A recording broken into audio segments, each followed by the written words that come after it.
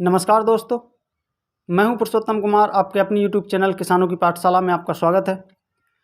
साथियों, हमारी आज की जो वीडियो है वो गोट फार्मिंग यानी बकरी पालन से संबंधित है, जिसमें हम बात करेंगे कि बकरी पालन का व्यवसाय हम कितनी लागत में शुरू कर सकते हैं, बकरी पालन के व्यवसाय में कितना मुनाफा होता है। इसके साथ ही अगर आपके पास इस व्यवसाय को शुरू करने के लिए पूंजी नहीं है तो आप कहाँ से और लोन लेने की प्रक्रिया क्या होती है, कितना लोन आपको इस व्यवसाय को करने के लिए मिल जाता है, लोन पर सब्सिडी कितनी मिलती है, पूरी जानकारी आपको इस वीडियो में मिलने वाली है। तो आप वीडियो को लास्ट तक ज़रूर देखिए। किसान भाइयों, बकरी पालन का व्यवसाय आज के समय में बहुत ही लाभकारी सिद्ध होता दिखाई दे रहा है, क्योंकि इस व्यवसाय को बहुत से किसान भाइयों या पशुपालक भाइयों ने कम लागत में अच्छा मुनाफा इस व्यवसाय को करके लिया है। तो किसान भाई, यदि आप बकरी पालन का व्यवसाय शुरू करना चाहते हैं और यदि आपके पास 1 लाख रुपए की पूंजी है तो इससे आप छोटे स्तर पर इस व्यवसाय को शुरू कर सकते हैं। इसके लिए आप 8 फीमेल और 2 मेल से अपना बिजनेस स्टार्ट कर सकते हैं। साथियों, यदि आपके पास पूंजी नहीं है और आप इस व्यवसाय को शुरू करने के इच्छुक हैं तो आप इसे भारत सरकार एवं राज्यों की विभिन्न योजनाओं के अंतर्गत ऋण लेकर शुरू कर सकते हैं। भारत सरकार की एक योजना है agree clinic and agri business. इसके तहत आपको नाबार्ड बैंक की सहायता से लोन उपलब्ध कराया जाता है, जिसमें आपको कैटेगरी वाइज सब्सिडी भी उपलब्ध कराई जाती है। इसके अलावा नेशनल लाइव स्टॉक मिशन के तहत बकरी पालन, मुर्गी पालन, पिग फार्मिंग, डेयरी फार्म आदि के लिए भी लोन प्रोवाइड कराया जाता है। अब हम बात करें कि हमें बकरी पालन व्यवसाय के लिए लोन लेने के लिए कहाँ आवेदन करना होगा। तो साथियों, इसके लिए आप सबसे पहले अपने ब्लॉक जाइए।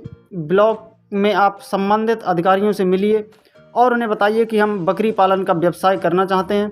इसके लिए हमें लोन की आवश्यकता है और इसके लिए स्वर्ण जयंती ग्राम स्वरोजगार योजना या फिर अंबेडकर विशेष योजना के अंतर्गत उनसे फार्म ले लीजिए।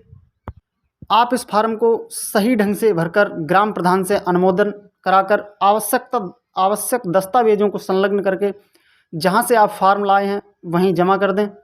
ब्लॉक स्तर से आपके फार्म का अनुमोदन होने के बाद आपकी संबंधित शाखा को भेज दिया जाएगा। बैंक आपके यहाँ विजिट करेगा। सब कुछ सही पाए जाने पर आपको लोन अमाउंट सैंक्शन कर देगा।